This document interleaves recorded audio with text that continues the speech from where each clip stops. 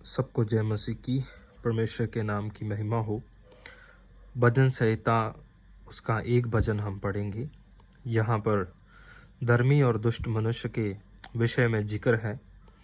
उसकी पहली आयत से हम पढ़ते हैं, क्या ही धन्य है वह पुरुष जो दुष्टों की युक्ति पर नहीं चलता और ना पापियों के मार्ग में खड़ा होता और ना ठट्ठा करने वालों की मंडली में बैठता है, परंतु वह तो यहोवा की व्यवस्था से प्रसन्न रहता और उसकी व्यवस्था पर रात दिन ध्यान करता है।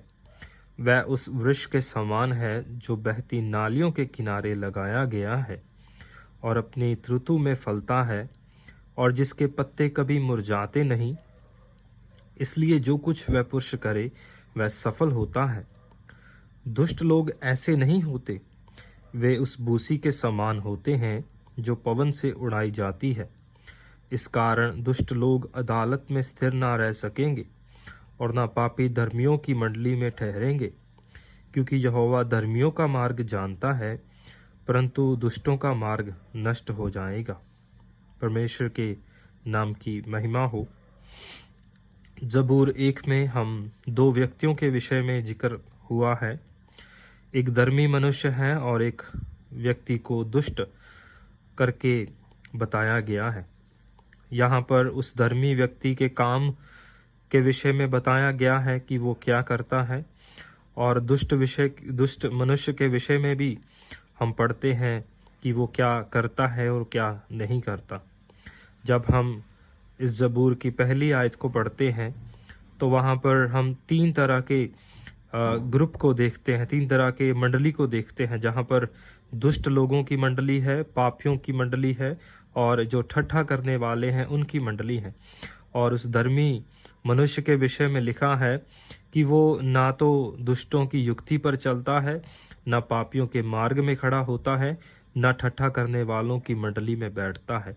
कि उसका चलना, खड़ना और बैठना इस तरह के लोगों के संग नहीं है, जो कि ये दर्शाता है कि उस धर्मी व्यक्ति के जो काम है उन लोगों के जैसे काम वो नहीं है, उन लोगों के कामों में वो भागीदारी नहीं होता। तो पहली आयत में हम पढ़ते हैं कि कौन से काम हैं जो वह नहीं करता।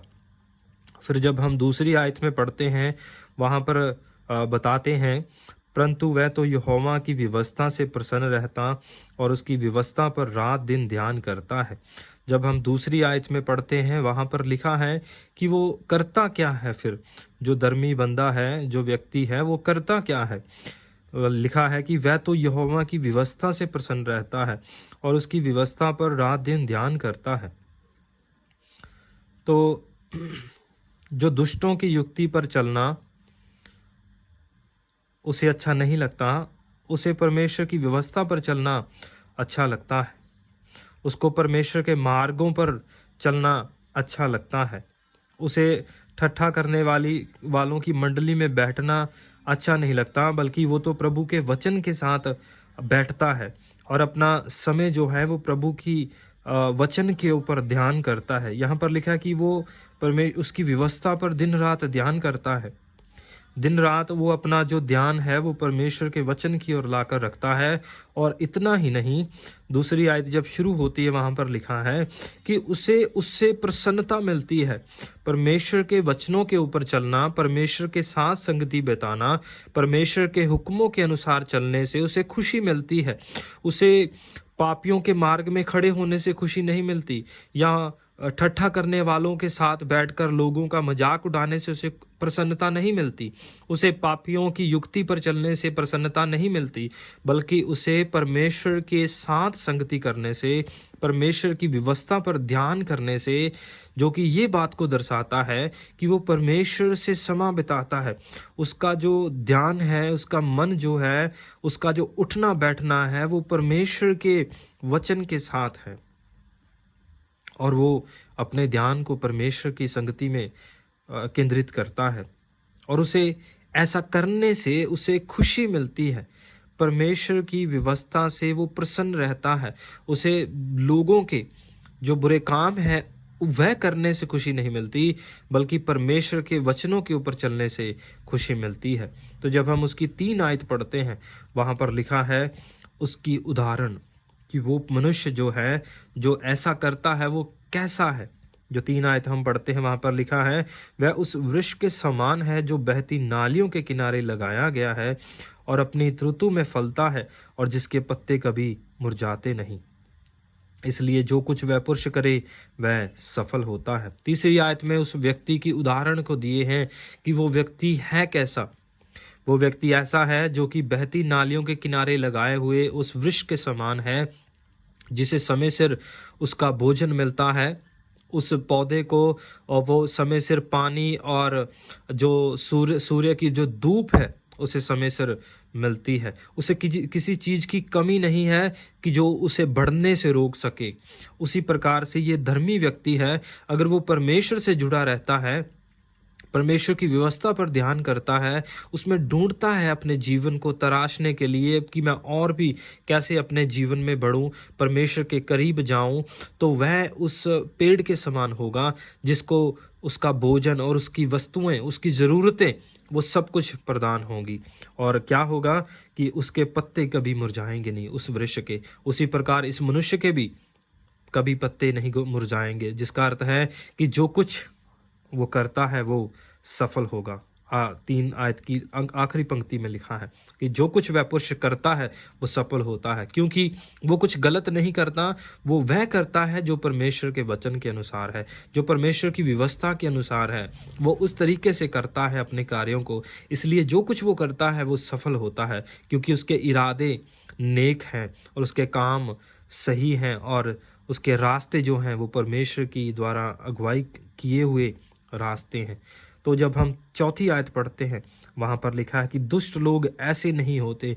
जो बातें हमने इस धर्मी के विषय में पढ़ी कि जो ये काम करता है और नहीं करता, तो उसी के ऑपोजिट जो लिखा है कि जो दुष्ट लोग हैं वो ऐसे नहीं होते। यानी जो धर्मी व्यक्ति है, जो काम वो नहीं करता और जो काम वो करता है, वो उसके विपरीत जो दुष्ट लोग हैं वो काम करते हैं जो धर्मी व्यक्ति नहीं करता, और जो धर्मी व्यक्ति काम करता है वो ये दुष्ट लोग नहीं करते। तो इस कारण जो इस एक ही बात में ये बात पूरी स्पष्ट हो जाती है। तो इसलिए आगे लिखा है उसकी उदाहरण क्या है दुष्ट लोगों की, वो है वे उस बूसी के समान होते हैं जो पवन से उड़ाई जाती है। इसलिए अगर जो कोई परमेश्वर के वचन के अनुसार नहीं चलता, जो मखौलियों की जुंडली में, ठट्ठा करने वालों की जुंडली में, पापियों के मार्ग में खड़े होते हैं, जो दुष्टों की युक्तियों पर चलते हैं और जो परमेश्वर के वचन के ऊपर ध्यान नहीं करते और ना उसके ऊपर चलते हैं,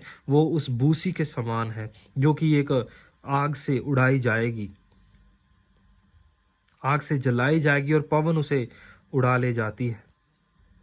और 5 आयत में लिखा है कि इस कारण दुष्ट लोग अदालत में स्थिर ना रह सकेंगे और ना पापी धर्मियों की मंडली में ठहरेंगे, क्योंकि यहोवा धर्मियों का मार्ग जानता है परंतु दुष्टों का मार्ग नष्ट हो जाएगा।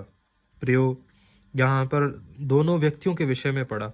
एक व्यक्ति तो बुरे कामों से परे हटकर परमेश्वर के वचन की ओर लगकर परमेश्वर के वचन के ऊपर ध्यान करता है, और दूसरा व्यक्ति इन सभी कामों को नहीं करता, इसीलिए वो उस भूसी के समान है जो अपने जीवन को व्यर्थ करता है। तो प्रियो, मैं और आप भी इस धर्मी व्यक्ति के समान जीवन बिताएं। बुरे लोगों से अपने उस स्वभाव को हम बदल कर, जैसे कार्य वो करते हैं उनके कामों को छोड़कर हम भी परमेश्वर के वचन की ओर ध्यान करें, दिन रात उसके ऊपर ध्यान करें कि प्रभु कैसे चाहता है कि हम कैसे जीवन बिताएं। और मैं और आप भी उस वृक्ष के समान होंगे जिसके सब कुछ परमेश्वर प्रदान करेगा। हमारी ज़रूरतों की हमें चिंता करने की आवश्यकता नहीं होगी, क्योंकि परमेश्वर सब कुछ हमें प्रदान करेगा। तो प्रियो, प्रभु मेरी और आपकी सहायता करे कि मैं और आप भी इस धर्मी व्यक्ति के समान हो। और जो पहली आयत ही कैसे शुरू होती है, क्या ही धन्य है वह पुरुष। प्यारेओ, मैं और आप धन्य होंगे। हमें प्रभु ने धर्मी तो बनाया है अपने लहू से, पर हमें अपने मसीही जीवन में अपने जीवन को और भी तराशना है कि मैं और आप प्रभु के निकट हों और मेरा और आपका जीवन प्रभु को भाता हो और प्रभु को प्रसन्नता मिले। परमेश्वर हमारी मदद और सहायता करे इन वचनों के द्वारा। परमेश्वर हम सबको आशीष दे। सबको जय मसीह की।